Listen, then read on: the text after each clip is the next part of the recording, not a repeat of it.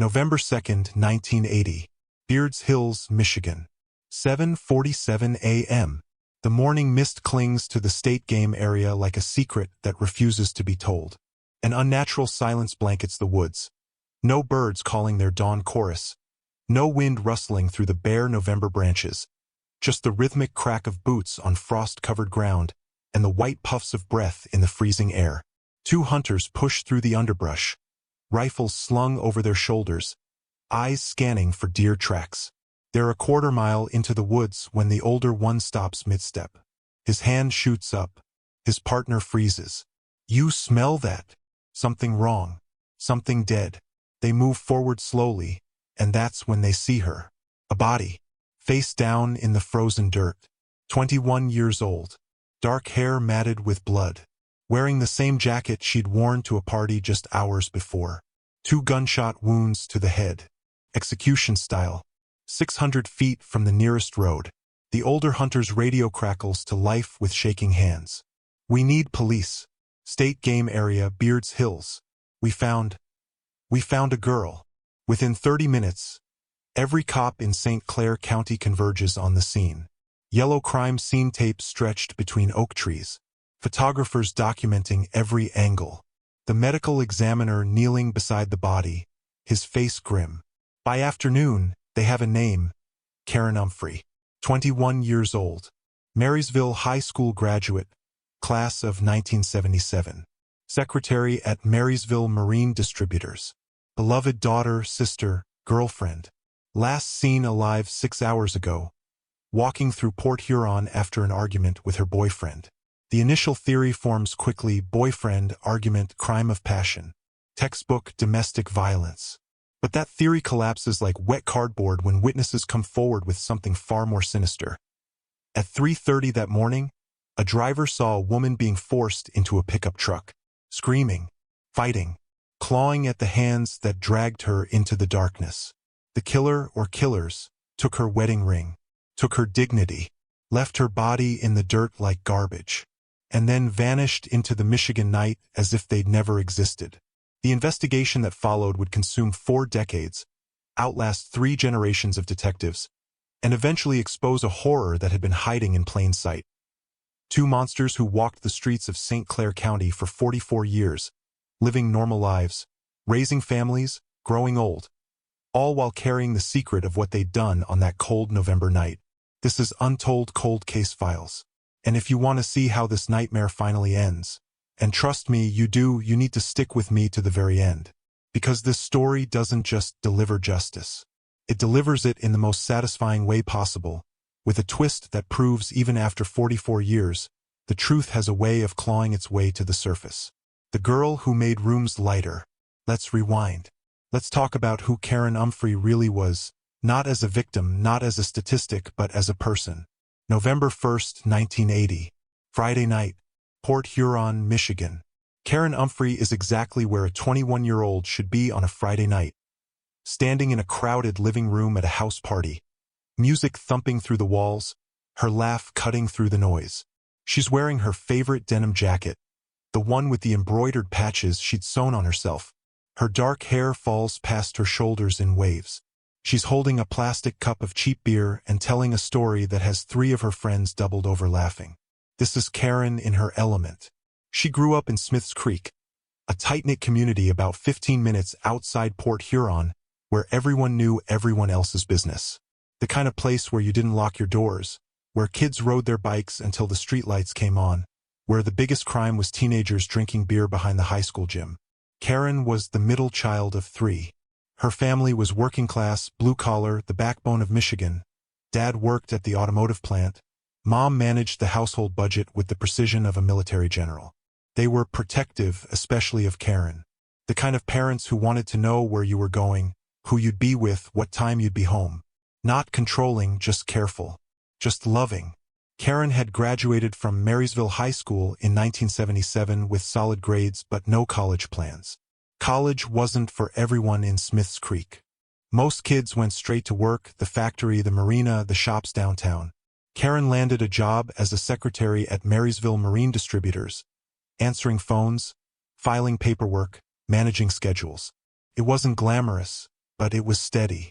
It paid $4.50 an hour, decent money in 1980. Enough to save up. Enough to start building something. Her co-workers adored her. The office manager, Linda Morrison, would later tell police that Karen was the kind of employee who remembered everyone's birthday, who brought in homemade cookies just because, who always volunteered to stay late if someone needed help. She had this way of making the whole office feel lighter, Morrison said. Even on Mondays, even when we were swamped, Karen could make you smile. Karen had dreams. Not celebrity dreams, not wild fantasies, but real, achievable plans. Save enough money for her own apartment. Maybe take some night classes at the community college. Marry her boyfriend Fred someday, have a couple of kids. Build the kind of stable, happy life her parents had built. Small-town dreams. The kind that feel solid. The kind you can almost touch. And then there was Fred Hill. The right kind of guy. Fred Hill was 23, worked construction, drove a beat-up Chevy that barely made it through winter. He wasn't rich. He wasn't particularly ambitious. But he was kind. Reliable. The kind of guy who showed up when he said he would. Who held doors, who called Karen's parents sir and ma'am. They'd met a year earlier at a friend's birthday party. Karen had been standing by the keg, arguing good-naturedly with her friend about which Fleetwood Mac album was best. Fred had walked up, settled the argument by declaring both albums were great, and asked if he could get Karen another beer. I liked that he didn't try too hard, Karen had told her sister. He was just easy to be around, you know? Her family liked him. That was saying something. Karen's father was notoriously hard to impress. He chased off 2 of Karen's previous boyfriends with nothing more than a hard stare and a few pointed questions. But Fred he tolerated. Even approved of, eventually. Karen's mother had pulled her aside one Sunday after Fred had come over for dinner. That boy's got good character, she'd said. Don't let him get away. Karen didn't plan to. The night everything changed. November 1st, 1980. The party starts around 9 p.m. It's at a friend's house in Port Huron. Nothing fancy. Just a typical Friday night gathering. 20 or 30 people crammed into a small living room. Music too loud. Everyone talking over each other. Karen and Fred arrive together, her hand in his, and they make their rounds. Say hi to friends. Grab drinks. Karen gets pulled into a conversation about work. Fred ends up talking cars with a couple guys from his construction crew. It's a good night. Normal. The kind you forget by Monday. Around 2:30 a.m., people start heading home. Karen finds Fred, suggests they leave. They pile into her car. A used Ford sedan her dad had helped her buy 6 months earlier. She's driving because Fred had a few too many beers. The roads are empty, streetlights casting long shadows. They're driving through downtown Port Huron when it happens. Something small. Something stupid. The kind of argument couples have when they're tired and the adrenaline from socializing is wearing off and everything feels too big, too heavy. Fred says something about Karen talking to her ex-boyfriend at the party. Karen says she was just being polite, it didn't mean anything. Fred says he doesn't like the way the guy looked at her. Karen says Fred's being ridiculous, paranoid, controlling. The argument escalates. Voices rise. Pull over, Fred says. What? Just pull over. I need to cool off. Karen pulls to the curb. Fred gets out, slams the door. I'm walking home. Fred. Don't be stupid. It's 3 a.m. But he's already walking away, hands shoved in his pockets, shoulders hunched against the November cold. Karen sits in the car for a moment, engine idling, watching him go. She's frustrated, hurt, angry, but she's not letting him walk home alone at 3 a.m. That's not who she is. She parks the car, gets out, follows him on foot. Fred, wait. He doesn't turn around, just keeps walking. And that's when the headlights appear behind her. The abduction. Pickup truck. Old. Loud engine. Slowing down. Karen glances back, then forward again. She's focused on catching up to Fred, on fixing this stupid argument. She doesn't pay attention to the truck. The truck pulls alongside her. Passenger window down. Need a ride? Karen doesn't even look. No thanks. The truck keeps pace with her. You sure? It's cold. I'm fine. And then the truck stops. 2 doors open. What happens next happens fast. Too fast for Karen to process, too fast to scream, too fast to run. Hands grab her from behind. One arm around her waist, another clamping over her mouth. She's lifted off her feet. She kicks, thrashes, tries to bite the hand over her mouth. Her shoes scrape against pavement. Stop fighting.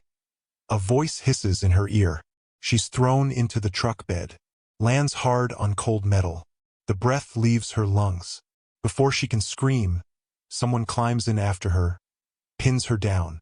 The truck door slams. Engine roars. They're moving. Karen manages one scream before a hand covers her mouth again.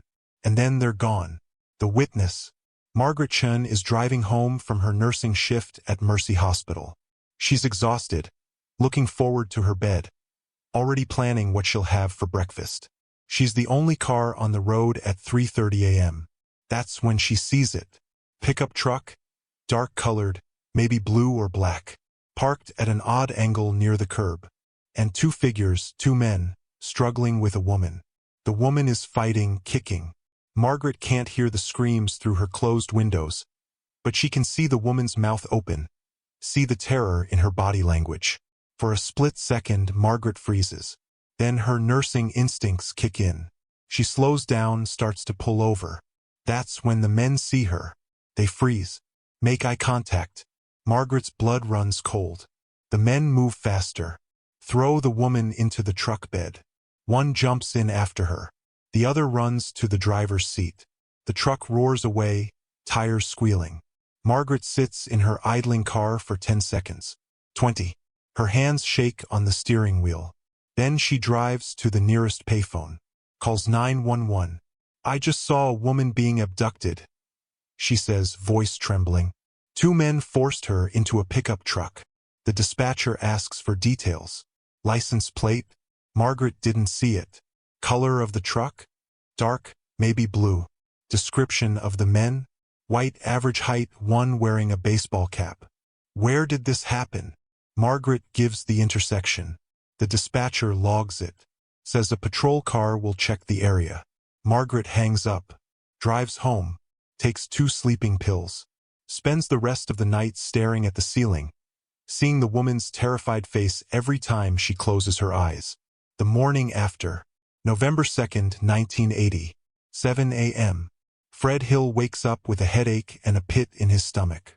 He walked home last night. Took him 45 minutes in the cold. Climbed into bed angry, frustrated, planning what he'd say to Karen when he called her in the morning. An apology, maybe flowers. He picks up the phone around 8 a.m., calls her apartment. No answer. Tries again. Still nothing. That's odd. Karen's an early riser. Should be up by now, getting ready for work. Fred tries Karen's work number around 9 a.m. The receptionist says Karen hasn't come in. No call, no message. That's not like her. Now Fred's worried. He tries her parents' house. Karen's mother answers on the second ring. Fred? Is Karen with you? No, I thought she'd be at work. She didn't come home last night. I've been calling her apartment all morning. Silence. Fred. Where is my daughter? We had a fight, Fred says, voice cracking. Last night. I got out of the car. Started walking. I thought she'd drive home. Karen's mother's voice goes hard. You left her alone at 3 a.m.? She was in her car. I thought. You find her. You find her right now. Fred hangs up. Tries Karen's apartment again. No answer. He gets in his truck, drives to her apartment building. Her car isn't there. By 10 a.m., both Fred and Karen's family are calling the Port Huron police. By 10:30 a.m., police have located Karen's car, parked on the street near where Fred got out. Keys still in the ignition. Purse on the passenger seat. No sign of Karen. And then, at 11:15 a.m., the call comes in. Hunters found a body. The Discovery. State Game Area, Beards Hills. 600 feet from the nearest road. Detective Ed Silver arrives at the scene at 11:45 a.m. He's 28 years old, 5 years on the force, eager to prove himself. This is his first homicide. It won't be his last, but it will haunt him for the next 44 years. The body is lying face down in a clearing. The frost around it has melted from body heat, creating a dark outline. Detective Silver approaches slowly, taking in every detail. Female, early 20s, dark hair, wearing jeans, a shirt, one sock, no shoes, no jacket, 2 gunshot wounds to the back of the head. Close range, execution style.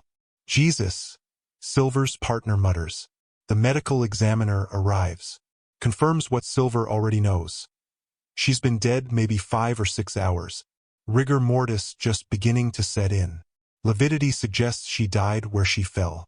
Evidence markers go up. Dozens of them. Boot prints, 2 sets, different sizes. Tire tracks leading to a pull-off area 600 feet away. Disturbed earth suggesting a struggle. And biological evidence, semen samples later confirmed to be from 2 different contributors. She was sexually assaulted, the medical examiner says quietly, before she was killed. Detective Silver steps back, looks at the scene as a whole. 2 attackers drove her here, assaulted her, shot her, left her. This was planned, Silver says. His partner looks at him. What makes you say that? This location. It's remote, but not impossible to find. They knew about this clearing. They'd been here before. And look, Silver points to the ground. No shell casings. They picked them up. That's not panic. That's methodical. The investigation officially begins. The identification. Karen's parents are brought to the scene. They're not allowed close protocol, but they're shown a photograph of the victim's face. Karen's mother collapses. Has to be caught by 2 officers. Karen's father just nods. Silent, stone-faced, but his hands shake when he signs the identification form. By 2 p.m., every news station in Michigan is running the story. Woman abducted, murdered in St. Clair County. The phones at Port Huron police don't stop ringing. The forensic puzzle. The evidence is cataloged, bagged, sent to the Michigan State Police Crime Lab. 2 semen samples, different DNA contributors. Boot prints, size 10 and size 11. Tire tracks, consistent with a Ford or Chevy pickup truck, common vehicle in Michigan. Biological material under Karen's fingernails. She fought back, scratched her attackers. And then there's the witness statement. Margaret Chun comes forward, describes what she saw. 2 men, dark pickup truck, woman being forced into the vehicle.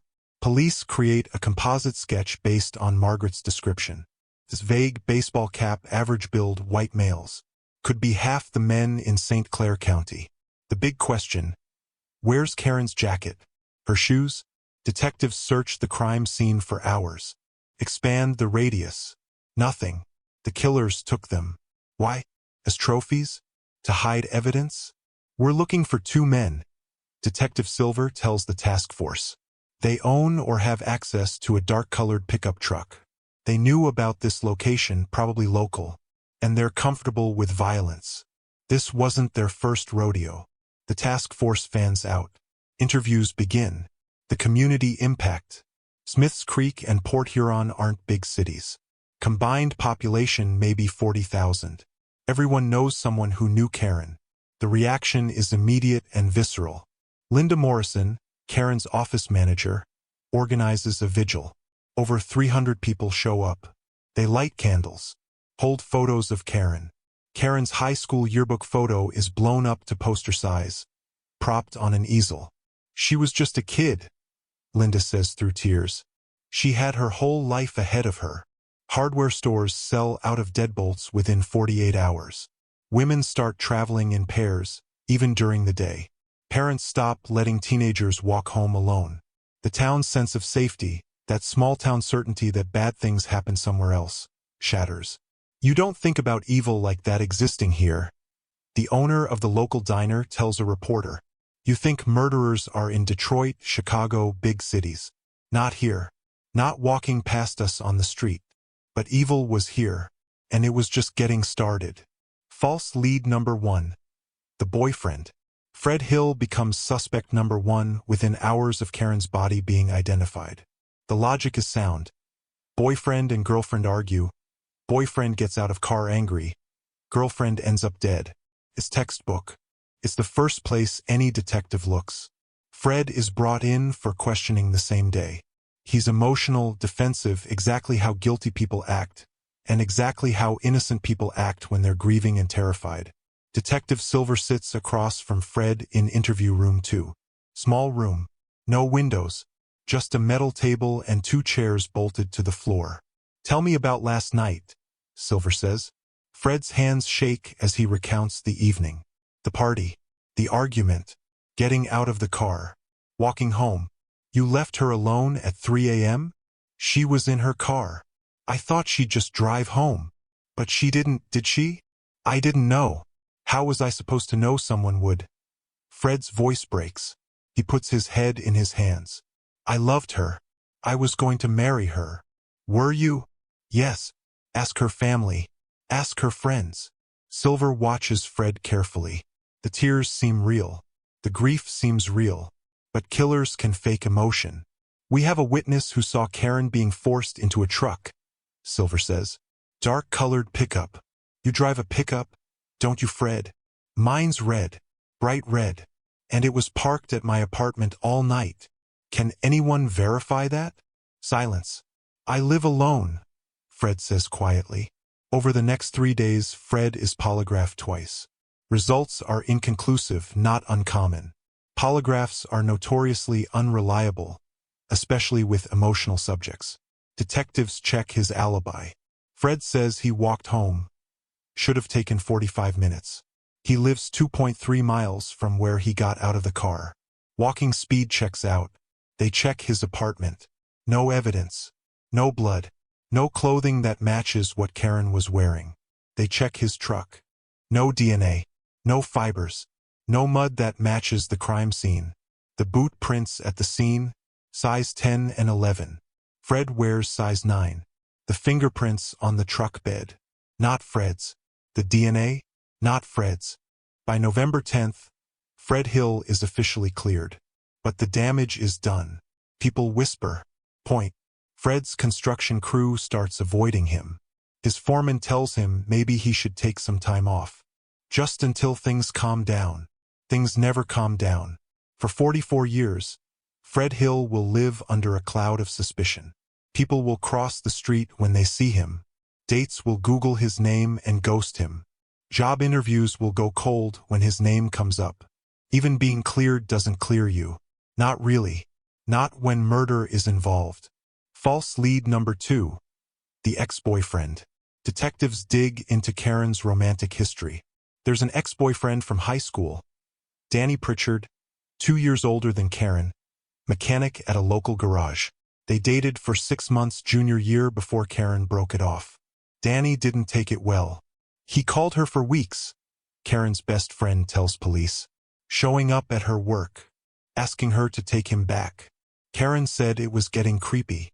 That was 2 years ago. Danny eventually moved on. Got a new girlfriend, seemed to settle down. But when detectives interview him, something feels off. Danny's nervous, sweating, can't make eye contact. "Where were you on the night of November 1st? "Home. Asleep." "Can anyone verify that?" "I live with my parents. They were asleep too." "What time did you go to bed?" "I don't know. Midnight." "You sure about that?" Pause. "Maybe 1 a.m. Detectives check Danny's truck. Dark blue Ford. Matches witness description. They bring him in for a formal interview. Danny lawyers up immediately. That makes him look guilty. Detectives execute a search warrant on Danny's apartment. Find nothing. No blood. No evidence. No clothing belonging to Karen. They check Danny's work schedule. He logged out at the garage at 10 p.m. on November 1st. His time card is verified by security footage. They check his alibi with his parents. Both confirm Danny was home by 11 p.m., went to bed around midnight. Timeline doesn't work. The abduction happened at 3:30 a.m., but Danny's parents' bedroom is directly above his. They're light sleepers. Would have heard him leave. DNA from the crime scene. doesn't match Danny. By November 20th, Danny Pritchard is cleared. But like Fred, the suspicion sticks. False lead number 3, the drifter theory. Thanksgiving 1980. 3 weeks after Karen's murder, a woman is attacked in a parking lot 40 miles away. She survives. Describes her attacker. White male, late 20s, strong, methodical. Tried to force her into a vehicle. She fought back. Screamed. He ran. Detectives wonder. Same guy? Serial offender? They expand their search. Look for similar crimes in the region. Find 2 more. September 1978. Woman found murdered near Lansing. Sexual assault. Gunshot wounds. Body dumped in remote area. March 1980. Woman attacked but escaped near Flint. Gave similar description of attacker. The FBI gets involved. Behavioral Analysis Unit. They create a profile. Unsub. Unknown subject. White male. 25 to 35 years old. Physically strong. Local to Michigan. Knows remote areas. Owns or has access to vehicle, likely pickup truck. Comfortable with violence. Organized offender. Plans attacks. Removes evidence. Possible prior military or law enforcement experience. Methodical execution. The profile fits approximately 50,000 men in Michigan. Detectives follow leads for months. Interview hundreds of men. Check alibis. Run DNA tests on anyone who remotely fits the profile. Dead end after dead end. By spring 1981, the FBI withdraws from the case. Not enough evidence. Too many cold trails. False lead number 4. The trucker theory. Detective Silver gets a tip from a bartender in Port Huron. There's this truck driver who comes in here sometimes. Real creepy. Talks about picking up hitchhikers. Says weird stuff about women. They track down the trucker, 42 years old, long-haul driver, fits the physical description. He's interviewed, denies everything, provides logbooks showing he was in Ohio the night of Karen's murder. DNA? Doesn't match. Cleared. False lead number 5. The jealous coworker. A man from Karen's office, married mid-30s, had made comments about Karen that raised eyebrows. If I wasn't married, I'd ask her out. Stood a little too close. Lingered a little too long at her desk. Detectives interview him. He admits he found Karen attractive but insists it was harmless. Where were you November 1st? Home with my wife and kids. Wife confirms. Kids confirm. Timeline checks out. DNA? Doesn't match. Cleared. By 1982, 3 more women in Michigan have been murdered under similar circumstances. Young. Abducted at night. Sexually assaulted. Bodies found in remote areas. Multiple attackers suspected in at least one case. Is this a serial killer? A gang? Copycat crimes? Detectives map the crimes. Draw circles. Look for geographic patterns. Find nothing conclusive. The crimes are spread across southern Michigan. Different counties. Different jurisdictions. The Michigan State Police create a task force. Share information. Look for connections. One detective notices all the victims had dark hair. Were in their early 20s. Were alone when abducted. But hundreds of women fit that description. And not all the murders follow the same MO. By 1985, forensic analysis shows the crimes are likely unrelated. Different weapons. Different DNA profiles where available. Different suspect descriptions. Each case stands isolated, including Karen's. The dormancy. Years pass. Detective Silver keeps working the case. Reviews the file every few months. Checks if new DNA technology might help. Interviews family members annually, keeping the case alive in their minds. But leads dry up. Witnesses move away. Evidence degrades. The case gets colder. By 1990, Detective Silver has been promoted. He's working other cases, fresh cases with hot leads. Karen's file sits in storage. By 2000, Silver is a lieutenant. Thinks about Karen Umphrey every November 2nd. Lights a candle. Whispers an apology. I'm sorry. I tried. By 2010, Silver is approaching retirement. Karen's case is 30 years old. The file is 8 inches thick. Hundreds of interviews, thousands of pages of reports, and no closer to an answer. Karen's family doesn't give up. Her sister, now in her 50s, has become an advocate for cold case victims. She attends conferences, learns about new forensic techniques, genetic genealogy, familial DNA searching. Every year she writes letters to the Michigan State Police, to the St. Clair County Sheriff, to anyone who will listen. Please don't forget my sister. Please keep trying. She deserves justice. By 2020, Karen's case is 40 years old.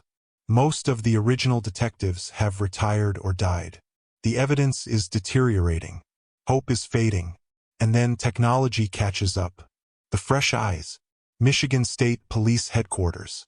Cold Case Unit. Detective Ed Silver, now 70 years old, technically retired but working as a consultant. Can't let Karen Umphrey go. He's solved dozens of cases over his career, put murderers in prison, brought closure to families. But Karen haunts him. In 2022, Silver learns about Season of Justice, a nonprofit that funds DNA testing for cold cases. They're offering grants to law enforcement agencies willing to try cutting-edge forensic techniques. Silver applies, gets approved. He sends Karen's evidence, the biological samples preserved for 42 years, to Othram, a Texas-based company specializing in forensic genetic genealogy. This is the same technology that solved hundreds of cold cases across America. The Golden State Killer, the boy in the box. Decades-old mysteries cracked by family trees and DNA databases. The science. The DNA samples from Karen's case are barely viable. For decades of storage have degraded them. What used to require a blood sample now has to work with microscopic traces of genetic material. But Othram scientists are miracle workers. They extract DNA from the semen samples, use forensic-grade genome sequencing to amplify the genetic material, create comprehensive profiles, upload them to GDMatchPro, a database that allows law enforcement searches. And wait, the breakthrough. March 2023. Othram calls Detective Silver. We have a hit. Not a direct match. The killer's DNA isn't in Cody's or any criminal database. But genetic genealogy reveals something better. A family tree. The DNA belongs to someone from a specific family. For brothers. All the right age in 1980. All living in Michigan. Othram provides names. Silver starts digging. Brother number 1. Died in 1995. Can't be him. Brother number 2. Lives in Arizona. Moved there in 1978. Wasn't in Michigan in 1980. Brother number 3. Lives in Grand Rapids.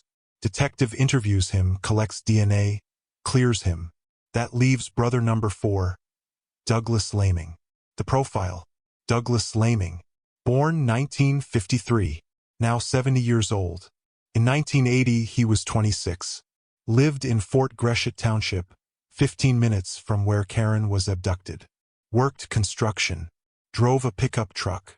Silver digs deeper. Laming has no criminal record. Not even a traffic ticket. He's lived in the same area his whole life. Married. 3 kids. Owns a small plumbing business. On paper, he's a model citizen. But Silver's instincts are screaming. He looks at Laming's associates from 1980. Finds one name that jumps out. Anthony Harris. Harris and Laming were friends. Both worked construction. Both drove trucks. Both lived in the area. Silver runs Harris's information. No criminal record. Also still local, lives in Port Huron. Married. Worked for the post office before retiring. 2 normal guys. Living normal lives for 44 years. The casual interview. Silver doesn't arrest them. Not yet. Doesn't tip his hand. He approaches Laming first. Casual. Hey, we're reinvestigating an old case from 1980. You lived in the area back then. Mind if we ask you a few questions? Laming agrees. Seems cooperative. Do you remember November 1980? Not really. Long time ago. Ever go to the state game area in Beards Hills? Maybe. I hunted back then. Lots of places looked the same. Did you know Karen Umphrey? Pause. Just a heartbeat. But Silver notices. No. Name doesn't ring a bell. Mind if we swab your cheek? Just to rule you out. Sure. Laming gives DNA voluntarily. Silver repeats the process with Harris. Same casual approach. Same cooperation. Just tying up loose ends. Harris agrees to the DNA swab too. Both men think they're in the clear. After 44 years, why wouldn't they? The match. June 2023. The lab results come back. Douglas Laming. DNA matches sample number 1 from crime scene. 99.9% certainty. Anthony Harris. DNA matches sample number 2 from crime scene. 99.9% certainty. Detective Silver sits in his office, staring at the report. His hands shake. After 44 years. After thousands of interviews. After countless dead ends. He has them. The arrests. December 15, 2023. 6 a.m. 6 patrol cars descend on Douglas Laming's house in Fort Gratiot Township. Warrant in hand. Full tactical gear. Laming answers the door in his bathrobe. Looks confused. Douglas Laming, you're under arrest for the murder of Karen Umphrey. Laming's face goes white. What? No. There's been a mistake. No mistake. We have your DNA. Laming is handcuffed, read his rights, loaded into a patrol car. His wife stands in the doorway, crying. Doug? Doug? What's happening? Laming doesn't answer, just stares straight ahead as the car pulls away. The first interrogation. Interview room 2. Same room where Fred Hill was questioned 44 years ago. Detective Silver sits across from Douglas Laming. Between them, a folder containing 44 years of evidence. You want to tell me what happened November 1st, 1980? I don't remember. It was so long ago. Let me refresh your memory. Young woman. Dark hair. 21 years old. You and your friend Anthony forced her into your truck. Drove her to Beards Hills. Raped her. Shot her. Left her body in the woods. Laming's jaw clenches. I didn't do that. We have your DNA, Doug. From the crime scene. From her body. You were there. Then someone planted it. For 44 years? Come on. Silence. Here's what I think happened. Silver continues. You and Anthony were out that night. Maybe drunk. Maybe just bored. You saw Karen walking alone. Saw an opportunity. Maybe it was Anthony's idea. Maybe it was yours. Doesn't matter now. I want a lawyer. The interrogation ends. But Silver knows he doesn't need a confession. The DNA is enough. The second arrest. February 6, 2024. Anthony Harris is arrested at work. Port Huron Post Office. He's behind the counter sorting mail when detectives walk in. Anthony Harris? Yeah. You're under arrest. Harris doesn't fight.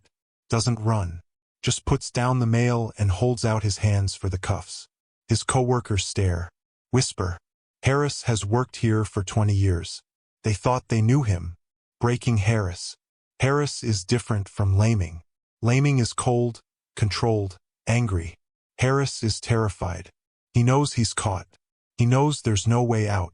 Detective Silver recognizes the signs. Harris is ready to break. He just needs the right pressure. Anthony, I'm going to be straight with you. We have your DNA. We have Douglas Laming's DNA. We have witnesses. We have evidence. You're both going to prison.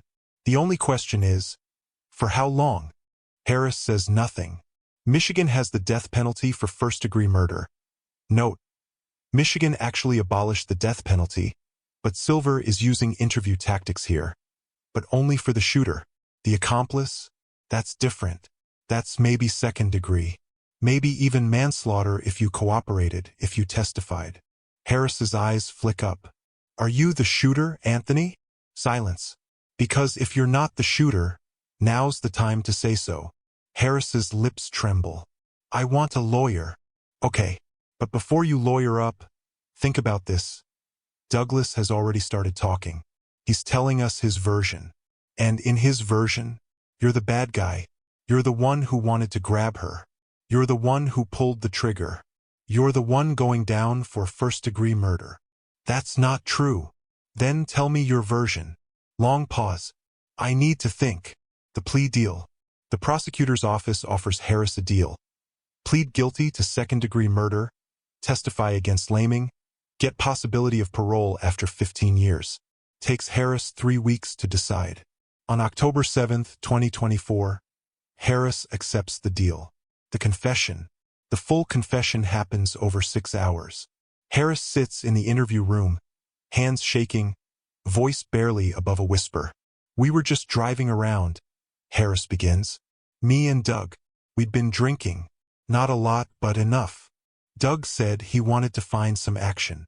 What did that mean? I thought he meant go to a bar, pick up girls. Normal stuff. But that's not what happened. Harris shakes his head. We saw her walking. Dark hair. Young. Pretty. Doug slowed down. Said we should offer her a ride. Did you? Yeah. Doug rolled down the window. Asked if she needed a lift. She said no. And then, Doug got out. Told me to help him. Help him do what? Silence. Anthony, I need you to say it. Grab her.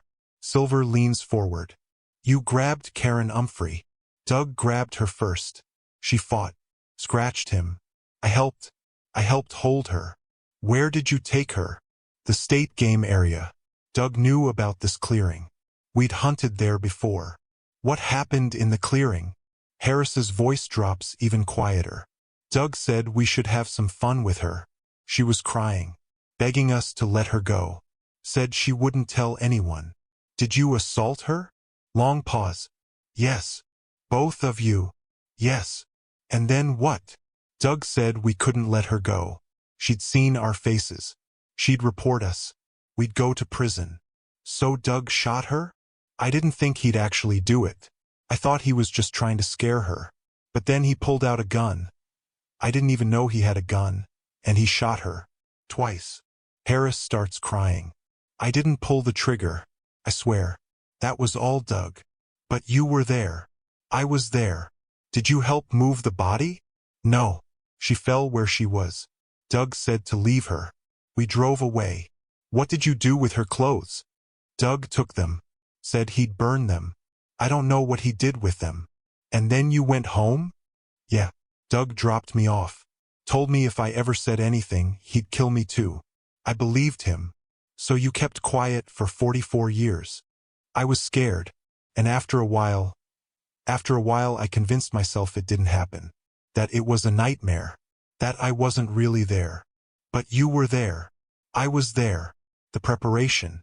October 2024. The trial is set. People versus Douglas Laming. First-degree murder. Prosecutor Amy Goodrich prepares meticulously. This is the biggest case of her career. She can't lose. Her case rests on 3 pillars. DNA evidence, irrefutable match. Witness testimony, Margaret Chun, who saw the abduction. Accomplice testimony, Anthony Harris, who will describe everything. The defense, led by Public Defender James Morrison, has a tough road. DNA doesn't lie. But Morrison plans to argue. DNA doesn't prove Laming pulled the trigger. Harris is lying to save himself. The evidence is 44 years old, possibly contaminated. Laming has no criminal history, doesn't fit the profile of a murderer. It's a weak defense. But it's all he has. Day 1, jury selection. The courtroom in Port Huron is packed. Every seat taken. Karen's family in the front row, her sister, her parents, both now in their 80s, her nieces and nephews. Fred Hill sits in the back. Gray-haired, haunted, finally vindicated. Jury selection takes 2 days. The defense tries to strike anyone who seems too sympathetic to the victim. The prosecution tries to strike anyone who might doubt 44-year-old evidence. They settle on 12 jurors. 7 women, 5 men. Ages ranging from 30 to 70. Day 2, opening statements. Prosecutor Goodrich stands, adjusts her glasses, addresses the jury. On November 1, 1980, Karen Umphrey was 21 years old. She had a job she loved, a boyfriend she planned to marry, a family who adored her. She had dreams. She had a future. And in the early morning hours of November 2nd, two men took all of that away. Douglas Laming and Anthony Harris saw Karen walking alone. They saw an opportunity. They grabbed her. They drove her to a remote location. They sexually assaulted her. And then Douglas Laming shot her twice in the head and left her body in the dirt. For 44 years, Mr. Laming has walked free. He got to live his life, get married, raise children, grow old. Karen didn't get any of that. But today, finally, we have the evidence. We have the DNA. We have the witnesses. We have the truth. And today, we're going to prove that Douglas Laming is a murderer. Defense Attorney Morrison stands. Ladies and gentlemen, this case is 44 years old. The evidence is degraded. Memories are unreliable. And the prosecution's star witness, Anthony Harris, is a convicted murderer who's testifying to save his own skin. My client has lived a law-abiding life for 7 decades. No criminal record. No history of violence. Family man. A business owner. Yes, his DNA was found at the scene. But that doesn't mean he pulled the trigger. That doesn't mean he intended to kill anyone. At most, this is second-degree murder. At most, I ask you to listen carefully to the evidence. Don't let emotion cloud your judgment. And remember, my client is innocent until proven guilty beyond a reasonable doubt. Day 3, the DNA expert. Dr. Lisa Hoffman from Othram takes the stand. Goodrich walks her through the science. How forensic genetic genealogy works. How they extracted DNA from 44-year-old samples. How they built the family tree. How they matched Douglas Laming with 99.9% certainty. Dr. Hoffman, in your expert opinion, is the DNA found at the crime scene a match to the defendant? Yes, absolutely. Is there any possibility of contamination? None. The samples were preserved properly. Chain of custody was maintained. Could the DNA have been planted? No. The samples were collected in 1980, long before genetic genealogy existed. Long before anyone knew DNA could be used this way. Morrison cross-examines, tries to poke holes. But 44 years is a long time, isn't it? Yes. DNA degrades over time, correct? Correct. So there's a possibility, however small, that the sample was contaminated? In theory, yes, but we ran multiple tests. All showed the same result. But it's not 100% certain? In science, nothing is 100%. But this is as close as it gets. Day 4, the witness. Margaret Chun, now 72, takes the stand. She's nervous. Hasn't thought about that night in years. Ms. Chun, can you describe what you saw on November 2nd, 1980? Margaret describes the scene. The truck. The men. The woman fighting. Did you get a good look at the men? Not their faces. It was dark. But I saw their builds. Both were average height. White. One wore a baseball cap. Could one of those men have been the defendant? Objection. Leading. Sustained. Goodrich rephrases. Ms. Chun, do you see anyone in this courtroom who matches the description of the men you saw? Margaret looks at Laming. Hesitates. He could be. But I can't say for certain. It was 44 years ago. Day 5, the accomplice. Anthony Harris takes the stand. The courtroom goes silent. Harris looks terrible. Lost weight in jail. Eyes hollow. Hands shaking. Goodrich walks him through the confession. Harris repeats it all, the abduction, the assault, the murder. Who pulled the trigger? Douglas Laming. You're certain? I saw him do it. Morrison's cross-examination is brutal. Mr. Harris, you're testifying in exchange for a plea deal, correct? Yes. You pleaded guilty to second-degree murder? Yes. And you'll be eligible for parole in 15 years? Yes. So you have every reason to lie, don't you? To blame my client so you can get a lighter sentence. I'm not lying. But you participated in this crime, didn't you? You grabbed Karen Umphrey. You assaulted her. Yes. So you're just as guilty as my client? I didn't pull the trigger. But you were there. You helped. Yes. And now you're trying to save yourself by blaming everything on Douglas Laming. That's not. No further questions. Day 6. The family. Karen's sister takes the stand. Describes Karen's life. Her dreams. The hole her death left in the family. For 44 years, we've waited for answers, she says, crying. For 44 years, we've wondered who did this. Why they did it. Now we know. And I hope the jury delivers justice for Karen. Fred Hill testifies next. Describes the last night he saw Karen. The argument. The guilt he's carried for 44 years. People thought I killed her. Fred says, voice breaking. For 44 years, I've lived with that suspicion. But I loved Karen. I would never have hurt her. And now, finally, people know the truth. Day 7, closing arguments. Goodrich delivers her closing with fire. The defense wants you to believe this is complicated. It's not. 2 men abducted Karen Umphrey. 2 men raped her. One of those men shot her. Douglas Laming was one of those men. His DNA proves it. Anthony Harris's testimony proves it. The evidence proves it. Don't let 44 years of distance cloud your judgment. Murder doesn't have a statute of limitations. Justice doesn't expire. Find Douglas Laming guilty. Morrison's closing is desperate. Yes, my client's DNA was at the scene. He admits he was there.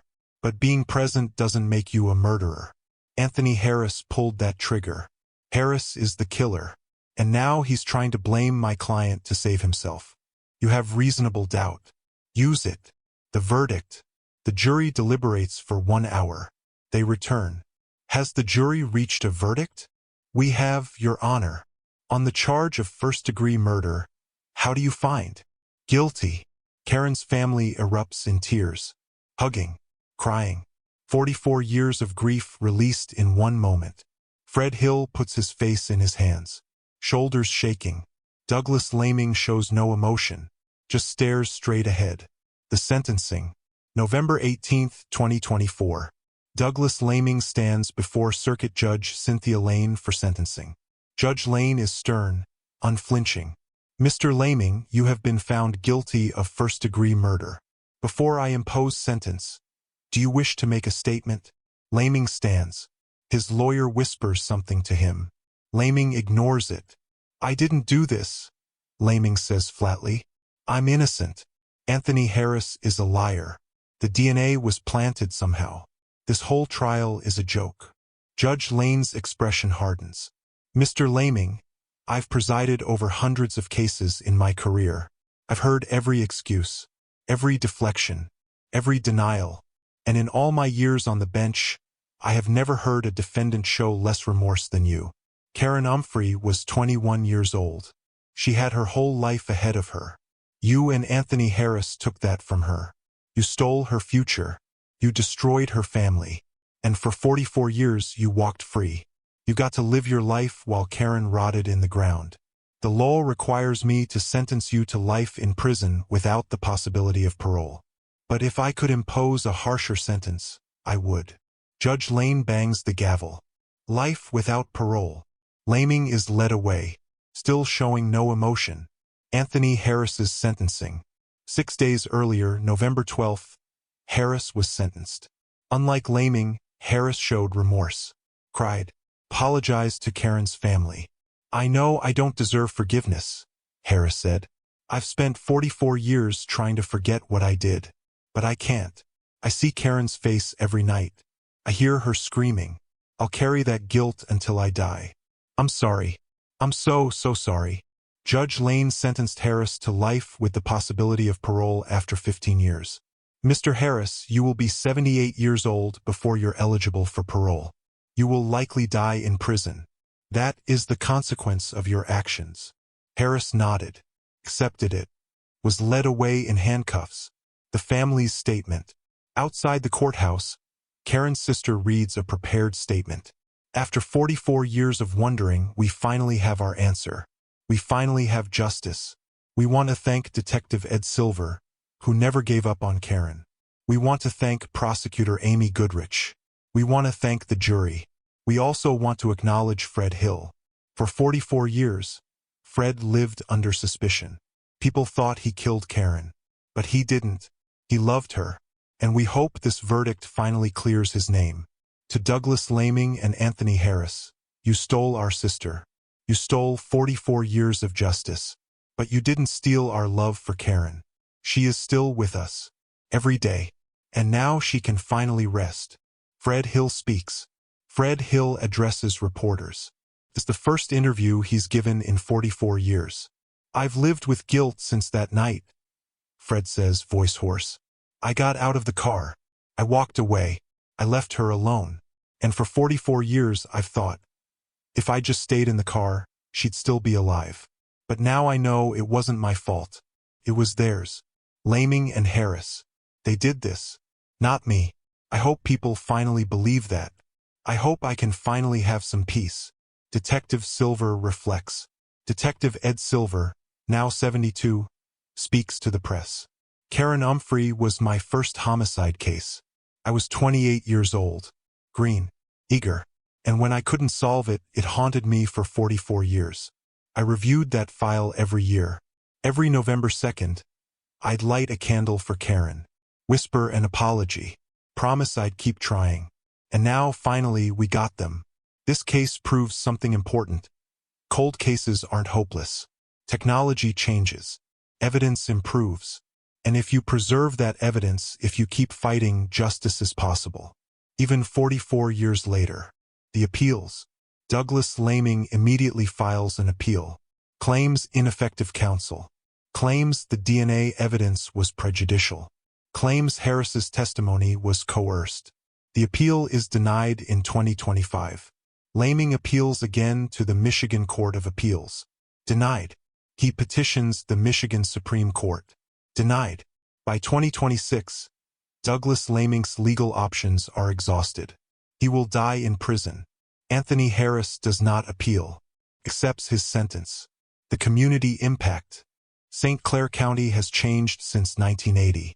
Doors are locked now. People are more careful.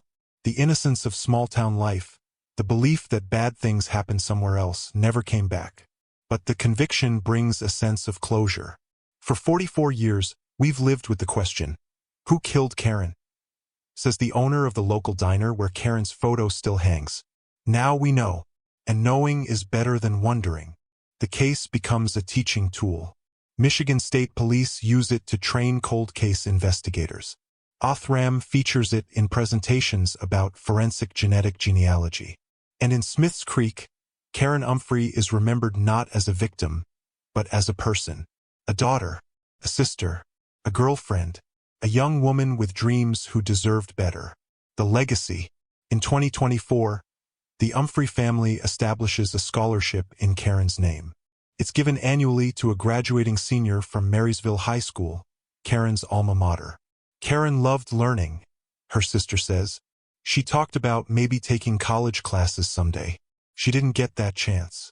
But we can help other kids get theirs. Detective Ed Silver retires officially in 2025. He's solved over 200 cases in his career. But Karen Umphrey is the one he'll always remember. She deserved justice, Silver says. And after 44 years, she finally got it. This is what we do here at Untold Cold Case Files. We don't just tell you who done it in the first 5 minutes. We take you through the entire journey, from the moment lives are shattered to the moment justice is finally served. We talk about the victims as people, not just crime scene photos. We show you the real investigative work, not Hollywood magic. And we follow these cases all the way to the end, because families like Karen's deserve to have their stories told completely. If the story moved you, if you felt the weight of 44 years of grief, the satisfaction of justice finally delivered, hit that subscribe button right now. We've got dozens more cases like this. Cold cases that took decades to solve. Families that never stopped fighting. Killers who thought they'd escaped forever but were finally caught because someone refused to give up. Leave a comment below and let me know. Should genetic genealogy be used in all cold cases? Or does it raise privacy concerns you're worried about? I genuinely want to know what you think about this technology. And if you made it this far all the way to the end, thank you. Seriously. Because these victims deserve to have their stories told. Karen Umphrey deserved to be remembered for more than just how she died. She deserved to be remembered for who she was. A young woman with dreams, with love, with a future that was stolen from her. For 44 years, Douglas Laming and Anthony Harris thought they'd gotten away with murder. They lived normal lives, raised families, grew old. But they forgot one thing: evidence doesn't lie. DNA doesn't forget. And some people, like Detective Ed Silver, like Karen's family, never stopped fighting for justice. Evil thought it had won. But in the end, justice prevailed. I'll see you in the next case. Stay safe out there. This was Untold Cold Case Files.